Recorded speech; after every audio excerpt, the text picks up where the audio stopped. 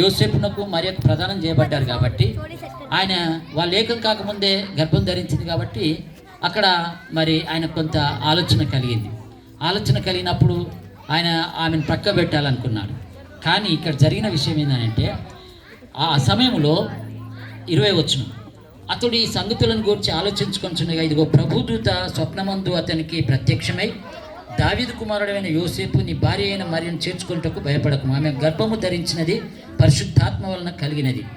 ఆమె యొక్క కుమారుని కనును, తన ప్రజలను వారి పాపం నుండి ఆయనే రక్షించును కనుక ఆయనకు యేసు అను పేరు పెట్టుదు అనెను. ఇక్కడ ఒక విషయం గమనించాలి.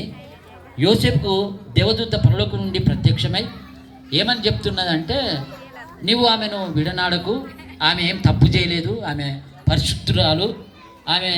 ఆమెను దేవుడు ఒక తల్లిగా ఎన్నిక చేసుకుని ఈ లోకానికి వస్తున్నాడు, ఈ సంగతి నీకు తెలియదు కాబట్టి దేవుడే నన్ను పరలోకం నుండి భూమి మీదకి నీ దగ్గరికి పంపించినాడు అని దేవదూత మాట్లాడుతూ ఉండగా, మరి ఆ స్వప్నం అంది ఏం చెప్తున్నంటే,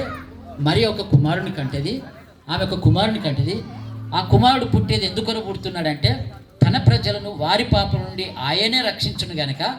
ఆయనకు యేసు అను పేరు పెట్టుదువు అనెను.